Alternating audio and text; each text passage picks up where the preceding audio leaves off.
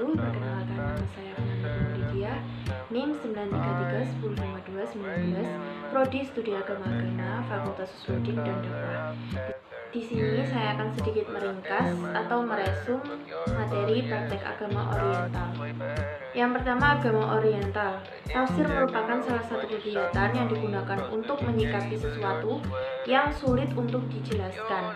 Maka dalam menyikapinya perlu dengan adanya pemaknaan secara tekstual maupun kontekstual pada objek atau suatu redaksi.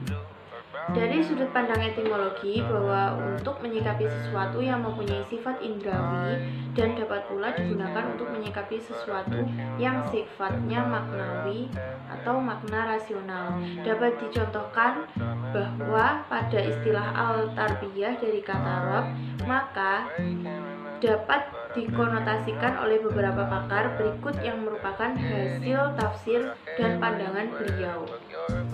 Yang pertama, menurut Louis Ma'luf, bahwa ia mengartikan Rob sebagai tuan, pemilik yang mempunyai, memperbaiki perawatan, tambah, mengumpulkan dan memerintah. Dari hasil tafsirnya ini, kata Rob adalah sesuatu yang menakjubkan atau sesuatu hal yang menakjubkan. Yang kedua adalah Abi Abdillah Muhammad bin Ahmad bin Hambal. Beliau memberikan sebuah arti mengenai kata Rob dengan pemilik, tuan yang maha memperbaiki, yang maha mengatur, yang maha menambahkan, dan yang maha menunaikan. Semua pandangan yang telah disebutkan merupakan interpretasi dari sebuah kata Rob yang terdapat pada surah Al-Fatihah. Tafsir ini merupakan sebagaimana manusia memahami atas lafaz terdapat pada Al-Quran secara indrawi dan maknawi. Orientasi merupakan sebuah kata yang bersifat makna, padahal yang bersifat timur, yang luas ruang lingkupnya. Orientalis adalah sebuah kata untuk pelaku yang menunjukkan pada ahli padahal yang bersifat timur, sedangkan dari kata Belanda dan Inggris mempunyai arti sebuah faham. Maka orientasi adalah suatu faham atau aliran yang mempunyai keinginan untuk menyelidiki suatu yang mempunyai keterkaitan dengan bangsa timur. Tafsir Al-Maidah ayat 72. Sungguh telah kafir orang-orang Nasrani yang menyatakan bahwa Allah adalah Isa Al-Masih putra Maryam, karena telah menyematkan sifat ketuhanan kepada selain Allah. Padahal Isa Al-Masih putra Maryam sendiri berkata pada mereka, "Wahai Bani Israel, sembahlah Allah saja, karena Dia adalah Robku dan juga Rob kalian. Jadi, kita sama-sama hamba Allah."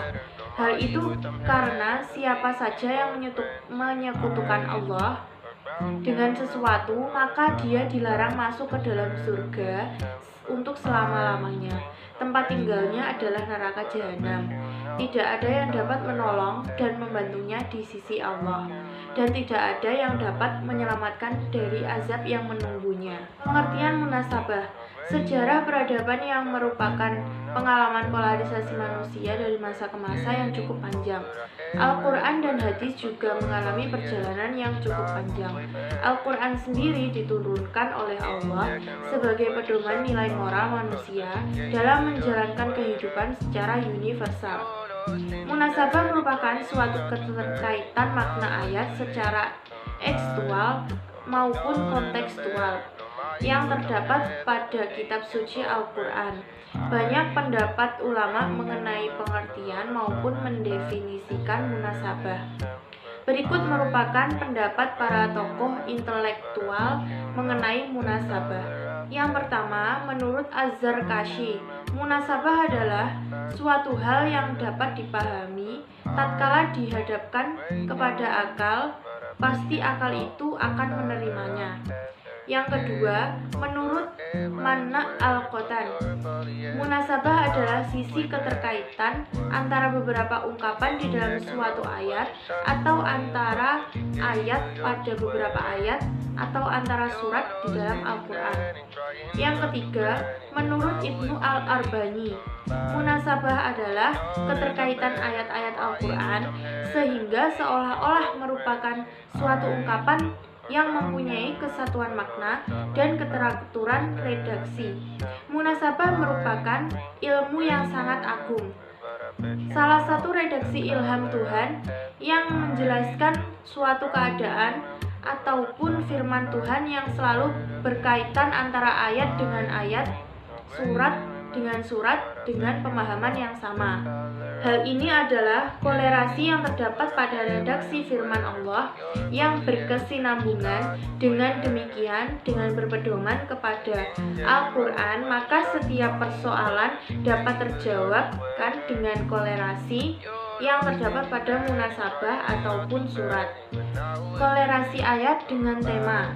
Dari sebuah faham bangsa barang untuk mempelajari bangsa timur, bahwa dalam hal ini dapat menimbulkan salah tafsir, seperti yang telah dijelaskan dalam Al-Quran surat Al-Ma'idah, bahwasanya bukan Al-Masihlah yang disembah, akan tetapi Allah.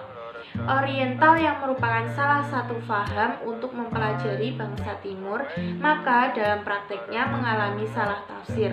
Allah yang merupakan Tuhan yang Maha Esa, yang patut disembah, bukan selain Beliau.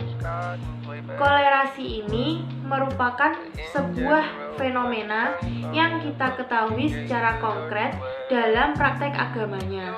Orang Kristen menganggap bahwa Al-Masih adalah Tuhan yang ia sembah, karena Al-Masih mempunyai kepribadian yang baik. Yang terdapat pada uraian ayat tersebut menjelaskan bahwa Allah